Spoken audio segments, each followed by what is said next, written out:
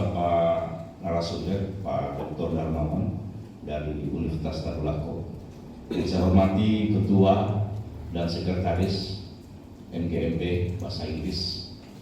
Yang saya hormati seluruh anggota MGMP Palu dan Sigi. Yang dari sini angkat tangan. Cuma satu.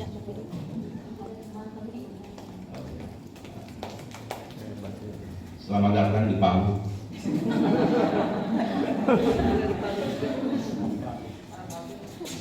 Kita patut bersyukur kehadiran Allah Subhanahu wa Ta'ala. Terlalu banyak nikmat yang Allah berikan kepada kita, tidak terhitung nilainya, termasuk nikmat kesempatan menjadi ASN, baik ASN di Kementerian Agama maupun di pemerintah kota. Itu nikmat yang luar biasa diberikan oleh Allah kepada kita.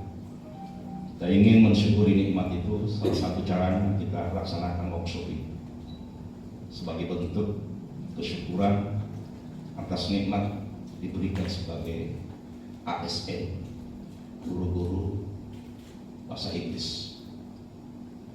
Salawat dan salam semoga tercurahkan kepada junjungan Nabi Allah Muhammad SAW, para sahabatnya, keluarganya, insya Allah termasuk kita semua. Bapak Ibu yang saya hormati, saya ikuti laporan Ketua MGMP.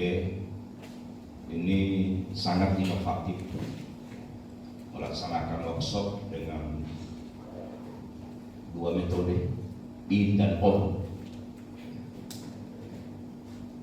dari tanggal 29 sampai tanggal 3 November. Kita diisi dengan materi-materi dari narasumber, kemudian kita praktekkan di madrasah kita masing-masing.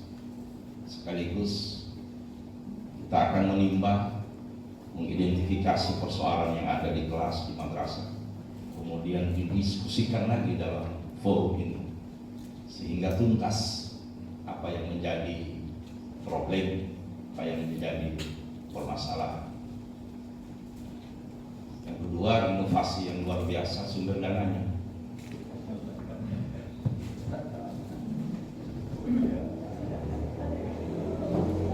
Sumber dana ini luar biasa.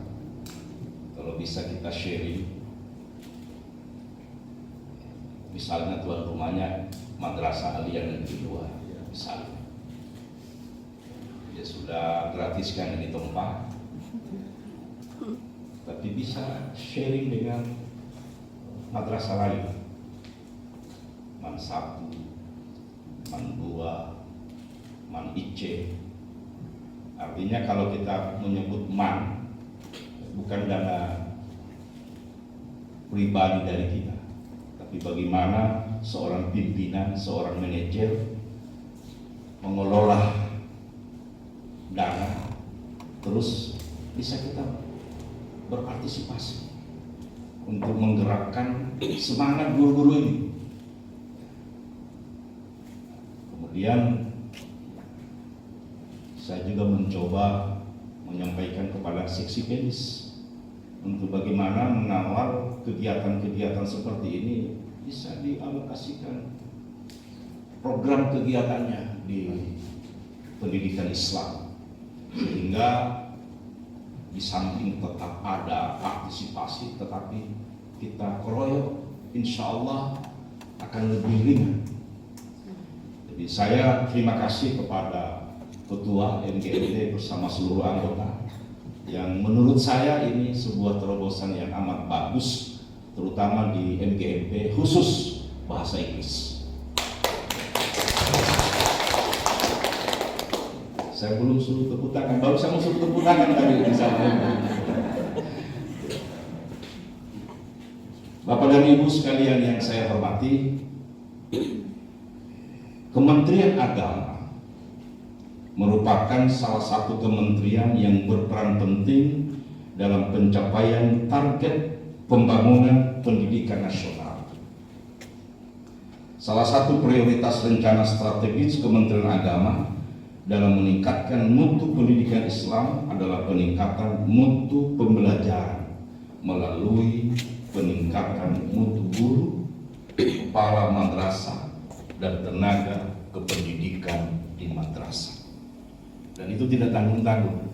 Kementerian Agama berhutang kepada Bank Dunia 2 triliun lebih mulai dikucurkan tahun kemarin sampai berakhir tahun 2024. Ini hutang pemerintah, dalam hal ini Kementerian Agama, dalam rangka peningkatan kualitas mutu tenaga pendidik, tenaga kependidikan, dan kepala madrasah. Untuk itu Kementerian Agama mencoba merumuskan visi dan misinya agar program-program kegiatan dapat terarah menjadi kompas di dalam mengimplementasikan program kegiatan di lingkungan Kementerian Agama, termasuk di madrasah-madrasah. Kementerian Agama yang profesional, andal dalam membangun masyarakat yang saleh, moderat, cerdas, dan unggul untuk mewujudkan Indonesia maju yang berdaulat, mandiri, dan berkepribadian berdasarkan gotong royong. Unggul, alhamdulillah, menurut saya madrasah di Sulawesi Tengah ketika ajang KSM kemarin kita sebenarnya sudah luar biasa, meskipun yang mendapatkan emas itu adalah madrasah Putra Kaili. Saya bilang bukan SD Putra Kaili, tapi madrasah Ibtidaiyah Putra Kaili, karena dia dapat emas sekaligus dapat perak. Alhamdulillah madrasah ada dapat perunggu. Ini sebuah harapan ke depan. Ternyata kita di Sulawesi Tengah tidak terlalu ketinggalan sama. Kalau kita berbuat, insya Allah kita akan mendapatkan hasil yang terbaik, termasuk yang MGMP bahasa Inggris lakukan hari ini sampai hari-hari yang akan datang. Ini sangat penting karena KSM hari ini itu soalnya sebagian bahasa Inggris. Mungkin misalnya matematika atau IPA, mereka bisa menjawab, tapi ketika mereka tidak tahu arti dari pertanyaan, maka tentunya tidak akan bisa kita wujudkan yang unggul tadi. Maka menurut hemat saya, kehadiran MGMP bahasa Inggris di madrasah di Kota Palu seharusnya tidak bisa kualitasnya dikalahkan oleh kabupaten-kabupaten yang ada di Sulawesi Tengah. Ketua MGMP, sekretaris MGMP, pembina atau motivator, itu tidak boleh kita kalah dengan kabupaten lain. Kenapa? Karena SDM yang berada di kabupaten itu jauh lebih tersedia SDM yang ada di Kementerian Agama Kota Palu, termasuk guru-gurunya. Ini. Oleh karena itu dari visi Kementerian Agama dicoba dirumuskan beberapa misi. Ada 6 misi Kementerian Agama, tapi 2 terkait dengan pendidikan. Misi keempat dan kelima, meningkatkan layanan pendidikan yang merata dan bermutu. Yang kelima, meningkatkan produktivitas dan daya saing pendidikan. 2 misi yang terkait dengan pendidikan Islam ini tentunya inilah yang akan menjadi kompas arah untuk merumuskan program-program dan kegiatan-kegiatan yang ada di Kementerian Agama. Bahkan Kementerian Agama juga memiliki nilai dasar Kementerian Agama yang menjadi acuan kita. Yang pertama, keimanan dan ketakwaan kepada Tuhan Yang Maha Esa. Ini hanya miliknya orang Kementerian Agama, ini nilai dasar Kementerian Agama. beriman dan bertakwa kepada Tuhan Yang Maha Esa. Yang kedua, berintegritas, memiliki sikap dan tindakan yang mencerminkan keselarasan antara hati, pikiran, perkataan, dan perbuatan. Integritas. Seorang guru bahasa Inggris harus berintegritas, karena apapun mata pelajaran yang diajarkan, siswa itu selalu menjadikan guru sebagai uswah, sebagai teladan. Jangan lagi kita menggunakan peribahasa apa? Guru kincing berdiri, murid kincing berlari. Tidak boleh lagi itu bahasa, peribahasa kita. Kita menggunakan sebuah keteladanan yang telah dicontohkan oleh Rasulullah Muhammad SAW. Yang ketiga, profesionalitas. Semua guru-guru di sini telah bersertifikat tenaga profesional. Dan pemerintah telah memberikan semacam penghargaan kepada mereka yang telah bersertifikat guru profesional. Yang keempat, memiliki tanggung jawab, dan yang kelima adalah keteladanan. Bapak dan Ibu, arah pembangunan bidang pendidikan menjadikan pendidikan madrasah mampu menghasilkan lulusan yang Islami. Madrasah itu sekolah umum berciri Islam. Oleh karena itu, kita berharap menghasilkan lulusan yang Islami di madrasah, unggul dalam ilmu pengetahuan, bersikap mandiri dan berwawasan kebangsaan. Karena yang kita lihat selama ini, kelompok-kelompok radikal, kelompok-kelompok ekstrim kiri itu lahir dari pesantren dan madrasah. Oleh karena itu, kita harus mampu merawat kebinekaan agar mereka memiliki wawasan kebangsaan. Jangan lagi seperti beberapa tahun yang lalu, ketika kita dengar bom di sana, ternyata dia alumni madrasah. Meskipun itu kasuistis, tapi ini bisa merusak image. Meskipun kita tahu yang jadi presiden, jadi menteri juga alumni madrasah banyak. Yang jadi ketua MPR juga alumni madrasah. Tapi ada satu dua. Oleh karena itu, kita harus mampu melahirkan siswa-siswi madrasah. Apakah itu ibtidaiyah, sanawiyah sampai di aliyah, dengan proses penyelenggaraan yang bertumpu pada prinsip good governance dan pemberdayaan masyarakat agar sanggup menyediakan layanan pendidikan bagi seluruh masyarakat Indonesia. Kemarin kita ngopi, banyak harapan yang ditumpahkan oleh teman-teman dari madrasah kepada anggota Komisi 8, Pak Martindas.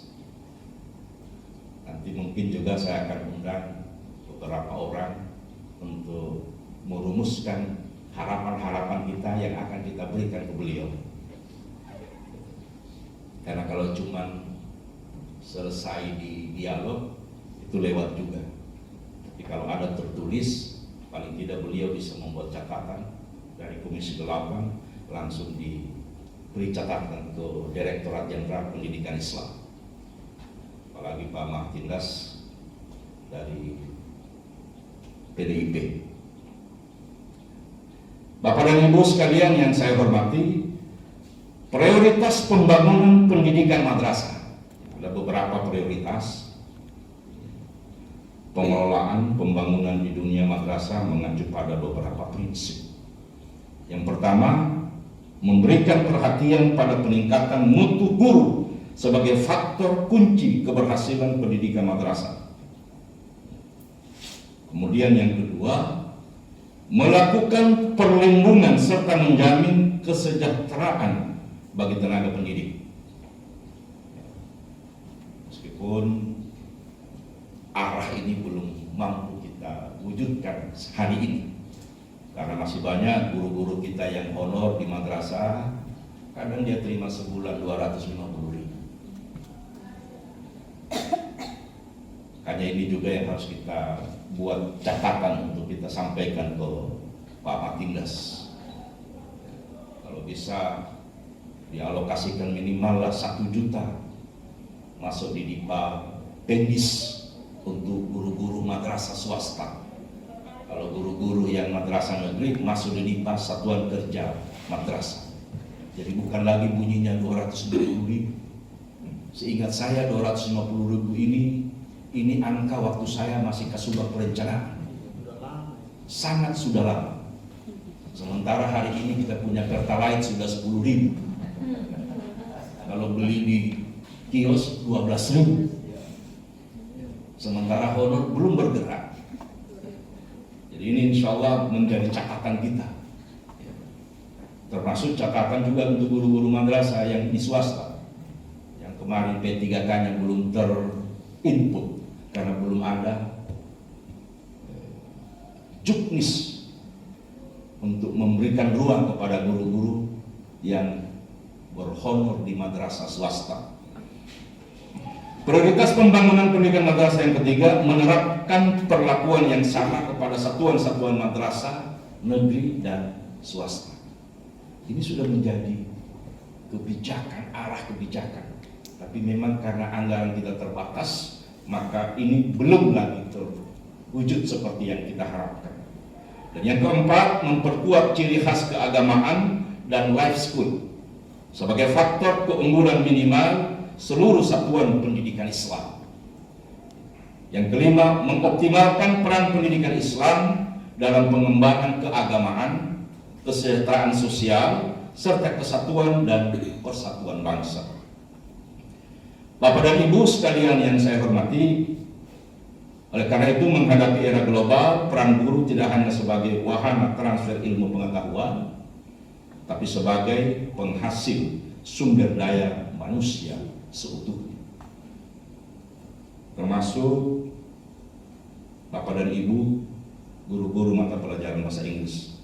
Untuk itu seorang guru dituntut untuk memiliki kecerdasan spiritual, memiliki kecerdasan emosional dan sosial, kecerdasan intelektual dan kecerdasan kinestetik, supaya apa yang menjadi harapan kita bisa terwujud